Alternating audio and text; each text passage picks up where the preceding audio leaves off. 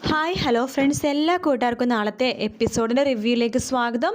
അങ്ങനെ അശ്വിൻ വീണ്ടും ശ്രുതിയുടെ അടുത്തേക്ക് പോകുവാട്ടോ. ശ്രുതി, എനിക്ക് തന്നോടൊരു കാര്യം പറയാനുണ്ടെന്ന് പറയാണ്. ശ്രുതി വീണ്ടും വല്ലാത്ത ആകാംക്ഷയോട് കൂടി തന്നെ അശ്വിനോട് ചോദിക്കേണ്ടത്, എന്താ സാർ എന്താണെങ്കിലും പറഞ്ഞോളൂ എന്ന് പറയാണ്.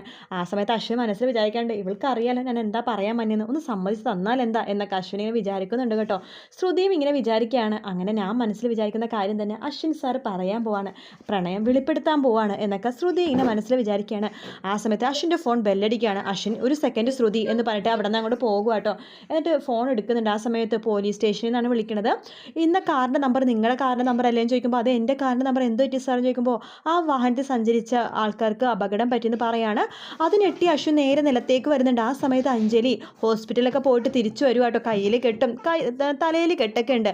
അഞ്ജലിനെ കാണുന്നതോടെ അശ്വിൻ കെട്ടിപ്പിടിച്ച് പൊട്ടിക്കരയാണ്. എടാ എനിക്കൊന്നും പറ്റിയില്ലടാ എന്നൊക്കെ പറഞ്ഞിട്ട്, എനിക്കൊന്നും പറ്റില്ല, ഒരു കുഴപ്പമില്ല, ദൈവം സഹായിച്ച് ഇത്രയല്ലേ പറ്റിയുള്ളൂ, ഒരു 2 ദിവസത്തെ റെസ്റ്റ് എടുത്താൽ മാറാവുന്ന കേസേ ഉള്ളൂ എന്നൊക്കെ പറയാണ്.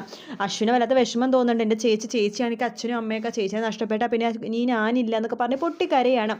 അതിനുശേഷം അശ്വിനൊരു സമാധാനം ഉണ്ട്, എന്തൊക്കെ പറഞ്ഞാൽ ഇത്രയല്ലേ സംഭവിച്ചുള്ളൂ. അതിനുശേഷം അശ്വിൻ ഹോസ്പിറ്റലിലേക്ക് വിളിക്കുന്നുണ്ട്. ഡ്രൈവർക്ക് ഭയങ്കര ഗുരുതര പരിക്കാണ് കേട്ടോ.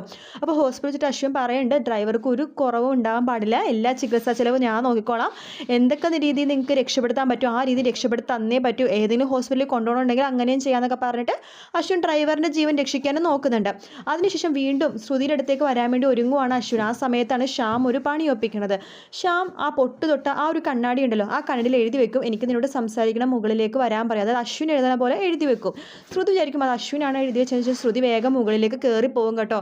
അങ്ങനെ ശ്രുതി ഇങ്ങനെ ഇരിക്കുന്ന സമയത്ത് ശ്യാം വന്നിട്ട് ശ്രുതിനെ കയറി പിടിക്കുകയാണ്. അപ്പോഴേക്കും അശ്വിൻ അങ്ങോട്ടേക്ക് വരുന്നത്. അശ്വിൻ ആകെ ഞെട്ടിപ്പോണ ആ കാഴ്ച കണ്ടിട്ടോ എന്തോ വല്ലാത്തൊരു അവസ്ഥയിൽ അശ്വിൻ ആയി പോകുകയാണ്. അതോടുകൂടി ആ ശ്രുതിയുടെ അടുത്തുള്ള പ്രണയവും എല്ലാം ആ നിമിഷം അശ്വിൻ്റെ തകർന്നു പോകും കേട്ടോ. കാത്തിരുന്ന് കാണാം. വീഡിയോ ഇഷ്ടപ്പെട്ടെങ്കിൽ ലൈക്ക് ചെയ്യുക, സബ്സ്ക്രൈബ് ചെയ്യുക. മറ്റൊരു വീഡിയോ നാളെ കാണാം. Bye bye.